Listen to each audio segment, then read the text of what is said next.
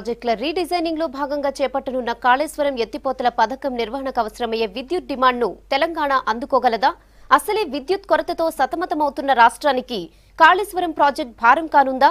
రాష్ట్రాన్ని సస్యశ్యామలం చేయాలనుకుంటున్న సర్కార్ ప్లాన్ కు ఇబ్బందులు తప్పవా?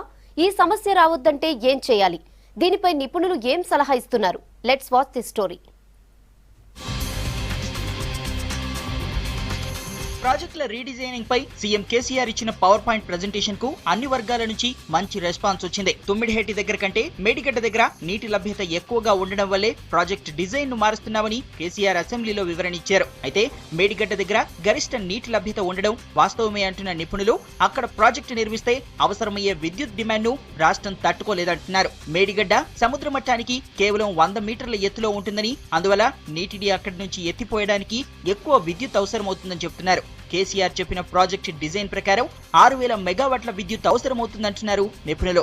ప్రస్తుతం రాష్ట్రంలో మొత్తం విద్యుత్ స్థాపిత సామర్థ్యం 5800 మెగావాట్లు ఉందని, అలాంటప్పుడు ఒక్క కాళేశ్వరం సాగునీటి ప్రాజెక్టుకే అంత కరెంటు ఎక్కడి నుంచి తీసుకొస్తారని ప్రశ్నిస్తున్నారు. ఇక్కడ 110 టీఎంసీల నీరు లభ్యమవుతుంది అని కొన్ని కండిషన్లలో అని చెప్పి వాళ్ళు వివరాలు ఇచ్చారనమాట. పవర్ కూడాను ఒక అంతకుముందు లెక్క ప్రకారం 3500 మెగావాట్లు అన్నారు. సో ఆ పరిమితిలోనే ఉండే అవకాశం ఉంది. ఇప్పుడు ఉన్నట్టు 6000 కాకుండా ఆ పరిమితిలో ఉండేదానికి అవకాశం ఉంది. దాదాపు 20,000 కోట్ల రూపాయలు మిగుల్చుకునే అవకాశం ఉంది.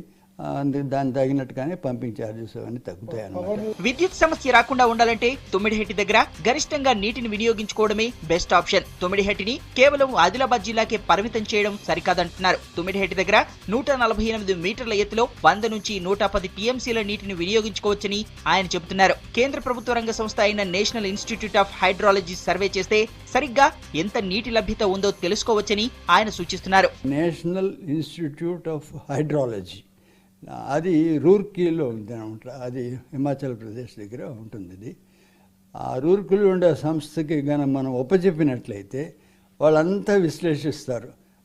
10 రోజులకు ఒకసారి డేటా అంతా తీసుకుంటారు. తీసుకొని దానికి ఇచ్చినటువంటి కేటాయింపులు, యూటిలైజేషన్స్ అవన్నీ తీసుకొని సంవత్సరం లెక్కలేసి ఇంత ఈల్డ్ ఉంది, ఇన్ని రోజులు ఆ ఈల్డ్ లభ్యమవుతుందని ఇస్తారు. అది అప్పుడే చేస్తుండాల్సింది, 2008లోనే చేస్తుండాల్సింది. ఇలాగా కన్సల్టెన్సీ సంస్థ కాకుండా, ఎందుకంటే అది నిర్ధారణ వస్తుంది, దానికి కన్ఫర్మేషన్ వస్తుంది వాళ్ళు చేస్తే. తుమ్మిడిహట్టి సముద్ర మట్టానికి 148 మీటర్ల ఎత్తులో ఉంటే మేడిగడ్డ కేవలం 100 మీటర్ల ఎత్తులో ఉంటుంది. కాబట్టి తుమ్మిడిహట్టి నుంచి గ్రావిటీ ద్వారా నీరు అందించవచ్చు. అదే మేడిగడ్డ నుంచి పంపుల ద్వారా నీటిని ఎత్తిపోయాల్సి ఉంటుంది. కాబట్టి విద్యుత్ వినియోగం విపరీతంగా పెరుగుతుంది. అందుకే వీలైనంత ఎక్కువ నీటిని తుమ్మిడిహెట్టి దగ్గర వాడుకుంటే ప్రాజెక్టు నిర్మాణ వ్యయాన్ని 20,000 కోట్ల మేర తగ్గించడమే కాకుండా విద్యుత్ ను కూడా ఆదా చేయవచ్చని ఎక్స్పర్ట్స్ సూచిస్తున్నారు. 110 టీఎంసీల నీరును మనం అక్కడి నుంచి తుమ్మిడిహెట్టి నుంచి తీసుకుంటేనే ప్రాజెక్ట్ బెనిఫిట్స్కి అనుకూలంగా ఉంటుంది. కారణం ఏంటంటే ఈ నీటి లభ్యత 150 మీటర్ల ఎత్తులో మనకు లభ్యమవుతా ఉంది. కిందికి పోయే కొద్దీ డ్రాప్ అయిపోతుంది వాటర్ లెవెల్. ఎంత లభ్యమవుతుందో అంతా కూడాను తుమ్మిడిహెట్టి దగ్గర తీసుకోవడం మంచిది. తక్కువ పడింది అనుకోండి, ఇప్పుడు మనకు 160 టీఎంసీలు కావాలి ప్రాజెక్టుకి, అక్కడ 110 టీఎంసీలే ఉందనుకుందాం.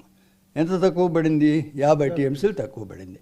ఆ 50 టీఎంసీలు దిగువన గోదావరి నది దగ్గర అంటే మేడిగడ్డ దగ్గర తీసుకున్నట్టయితే సరిపోతుంది. రాష్ట్రంలో 5800 మెగావాట్ల సామర్థ్యం ఉన్న జల విద్యుత్ కేవలం వర్షానికే పరిమితం అవుతోంది. కాబట్టి ప్రాజెక్టుల రీడిజైనింగ్ విషయంలో గరిష్ట నీటి లభ్యతపై దృష్టి పెట్టిన ప్రభుత్వం కనిష్ట విద్యుత్ వినియోగాన్ని కూడా పరిగణలోకి తీసుకోవాలని ఎక్స్పర్ట్స్ సూచిస్తున్నారు.